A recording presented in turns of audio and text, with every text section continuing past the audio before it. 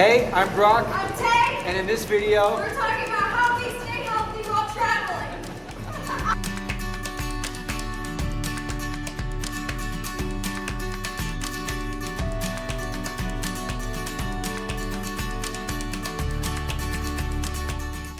Tip number one, it's something that I struggle with even when we're not traveling, is just drinking enough water. So what I always do is I bring my hydro flask with me, and I fill it up every time I leave the house, and I don't leave the house without it.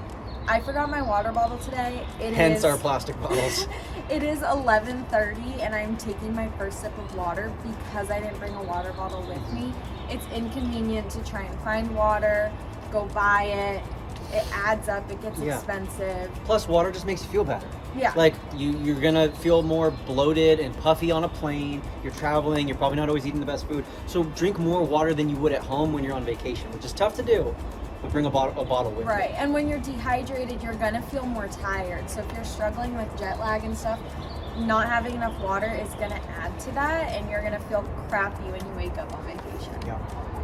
Tip number 2 is to work out before you travel. So I know it's really tempting to say like, oh, I'll work out when I get there, or to just wake up and get on the road for your road trip. But if you wake up and work out first, you're gonna feel much better throughout the day while traveling. You're gonna ensure that you actually get your workout in, because we all know by the time you get there, you're gonna be tired and not feeling great, not eating great, so you're not gonna want to work out. So it's much easier to just wake up, work out before you travel, and then plan your workouts when you are on the vacation.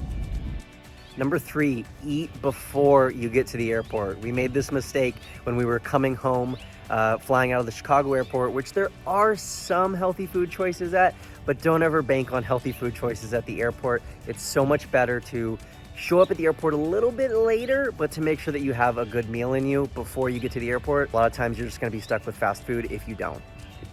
Number 4, go on Yelp before you travel so that you can plan out what you're gonna eat at the place you're going. When you get hungry, you want to eat right then and there, and you're going to look for places that are nearby, which aren't always going to be your best options. So what we do is we figure out where we want to eat for, say, lunch a couple hours in advance, and then we try and predict when we'll be hungry so that we can make sure that we're close by when it's time to eat, and that gives us more time to find healthy places. Yep. Tip number 5, buy and pack healthy snacks. That way, when you do get hungry and you're traveling, you already have stuff ready to go. Buy the stuff that they actually made that day, not the bags of chips. Number 6, try as best you can to stick to a consistent sleep schedule. Something that we do is we try not to book super early in the morning flights or super late at night flights. We try and make sure that we're still going to bed and waking up at the same time, as well as when we're on vacation. I know you want to stay up and do fun things. You can still do that and go to bed before 11 p.m. and stick to your sleep schedule. You're gonna feel a lot better doing it. It might be tough with time changes sometimes, but sometimes you can use them to your advantage. Like when we were in Hawaii, we were just waking up earlier, and when we go to the East Coast, we might sleep in a little bit later. And something else that we try and do is not nap when we do get to a new place. We try and make sure that we're still on our sleep schedule. I know you're tired. Kind of push through it on that first day. It'll be better in the long run. Tip number 7 is to stay at an Airbnb if you can. They have kitchens so you can cook. We'll go, if we're staying for longer, we'll go grocery shopping and cook 1 to 2 meals a day at the Airbnb. You have full control over the ingredients, and we just feel better doing it that way.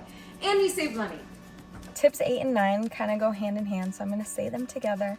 Tip 8 being that we save the special food for where we're eating. So if we're going to Texas, we'll have Texas barbecue. We'll make sure that we try that. If we're going to Japan, we're gonna make sure that we try sushi.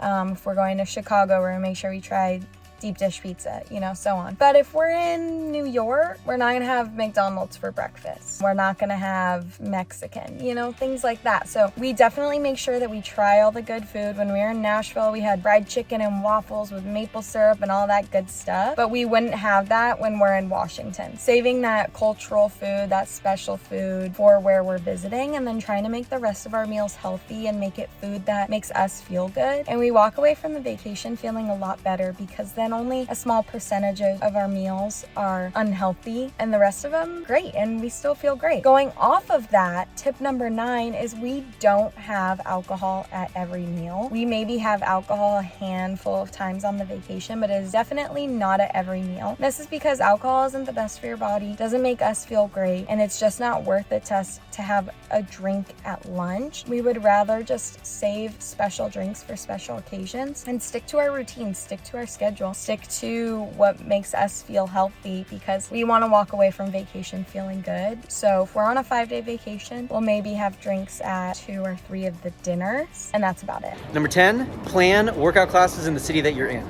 This is something we always do. It's really fun. When you have a class scheduled, you're likely to get out the door. You're not going to take your time. It's going to ensure that you get a workout in. It also supports the local businesses that are around. And it's also like a fun way to kind of experience the culture. Yeah. Like if you're in Hawaii, you could do surfing, or you can do hiking or paddleboarding. It's something that we always do, and it just keeps things fun and interesting. And then you don't have to deal with like finding a gym and figuring out where everything is and stuff like that. Yep. Thanks so much for watching. Don't forget to subscribe and let us know down in the comments what you do to stay healthy while you travel.